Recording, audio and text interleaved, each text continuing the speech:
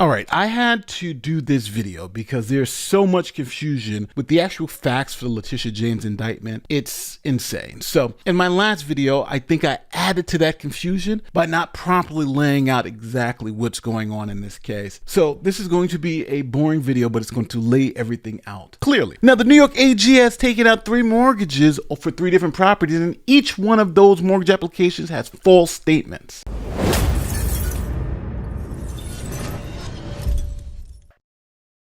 So first, there are 3 separate properties that we're dealing with when we're talking about mortgage fraud. The first property we're going to talk about is the Brooklyn, New York multifamily unit. Now, this brand house in Brooklyn, Letitia James claimed to be a 4-unit property, but NYC records show the unit as a 5-unit property. Now, the difference between 4 units and 5 units is that 4 units and below are considered residential properties, giving you more favorable loan rates. 5 units and above are considered commercial properties, so you got to pay more on your loans. So by saying a 5-unit property 4-unit property, you are saving thousands of dollars on interest. And next, on some of her filings, she listed her father as her spouse and not her father. Letitia James has said that her father was her husband for the purpose of, misstating allegedly her information on these mortgage forms. So now, it's important to note that none of these discrepancies has anything to do with the current indictment. Now, next we have a property in Virginia, and I'm going to call that the Sterling Street property, and that was purchased in 2023. Now, this is a property where Letitia James claimed that this was her primary residence. Now, this document was signed by 2 witnesses, and Letitia James attested to this claim. There were also a whole bunch of other documents in which Letitia James also claimed that this was her primary residence. Letitia James did email her loan broker and the company saying, hey, this is not my primary residence, as she puts in this email dated 2023. And on top of that, she also filled out some of the loan forms, making it very clear that this was not her primary residence. Now, since the government has to prove this was willful, it's going to be almost impossible for the government to prove Letitia James willfully tried to defraud the bank when she's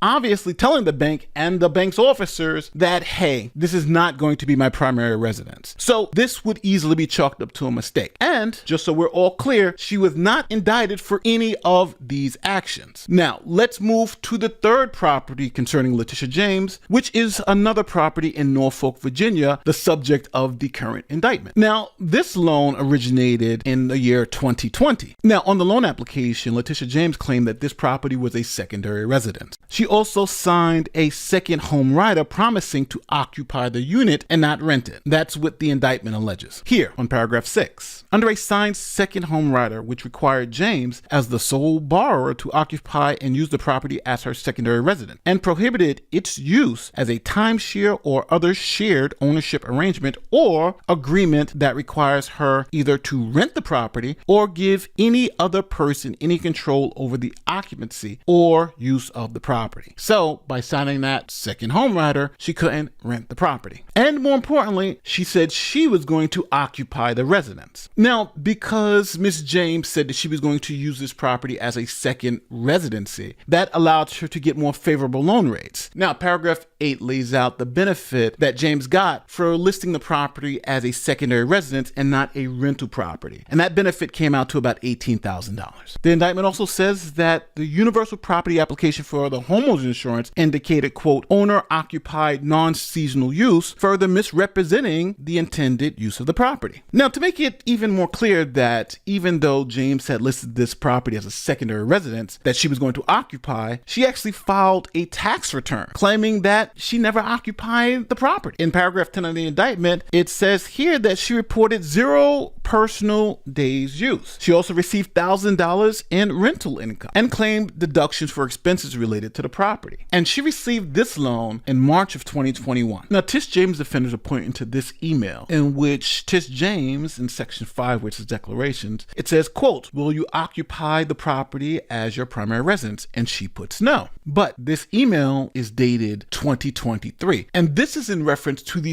sterling property we talked about earlier, where she took the loan out in 2023. This is not about the loan in the indictment, which is from 2021. Here is a secondary email that the Tish James offenders are also going to be pointing to, where she says here, and this property will not be my primary residence. But again, this is about the 2023 property and not the loan in 2021. Now, you're going to see a lot of YouTubers and a lot of conservatives pointing to this document, claiming that, hey, look, she signed under penalty of perjury. But this document has nothing to do with the indictment. It does show that there were some issues in the future, but in terms of the indictment that is on the table now, this document is irrelevant to that. Okay, so now let's go over some strengths and weaknesses of the government's current indictment. First, there is a clear paper trail of contradictions. Secondary residence, home writer, tax returns, showing rental income, clarifying that she never used it for personal use. Also, this case is very easy to explain to a jury. She said she lived there, but she rented it instead. She didn't tell anybody, and she saved about $19,000. It's not that complex. Now, if the court allows in the evidence of the other properties and their issues, that may also strengthen the government's case, but it is very unlikely the issues with the Brooklyn house or the issues with the other Virginia house will be able to be brought in front of this court because there's a bar to propensity evidence, so the jury will probably never likely hear about those other issues. What are some good arguments that could work for Tish James? Well, intent. Intent is the hardest thing for the government to prove in a fraud case. And I assume Tish James's defense is going to be, I generally intended to use this as a second home, but my plans changed later. That could create reasonable doubt in the minds of a jury. Now, generally in the United States, poor judgment or changed intent isn't enough for the government to prove that you intended to deceive at the time the statements were made. So in this case, if James intended to move into the property and she can show that through some emails or whatever she has, and then plans change, she said, well, we'll just rent it out. That would be enough to save her from a guilty verdict. Now, I got to mention the politics here. The left are saying these are trumped up charges, political prosecution, and there's nothing to see here. The evidence doesn't amount to something that you would even indict someone for. Here's CNN essentially saying that. But if you look at the numbers here,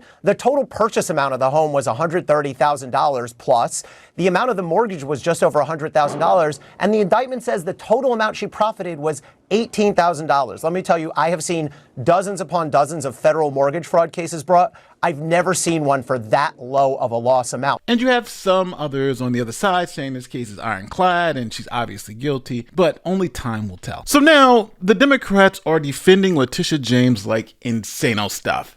Here is what CNN says. Everybody commits mortgage fraud. Everybody is a thief. Aside for a second, what Tish James, and again, we're still getting the details, but if it's related to this mortgage issue, I mean, this is something that everyone in America, or many people at least, if you're lucky enough to be able to buy a house in America, you deal with this, right? The federal government doesn't go after all of these people for doing this. So essentially, CNN is saying everyone speeds, so no one should get a speeding ticket. But when it was on the other side, it was okay to get President Trump because, hey, even though everybody's doing it, we're concerned about this one guy doing it. So it's all BS. But with all that said, it's up to you now. What do you think? Do you think she's got some issues? Do you think this is going to be easy? Let me know. My name is Nate the Lawyer. I'm out.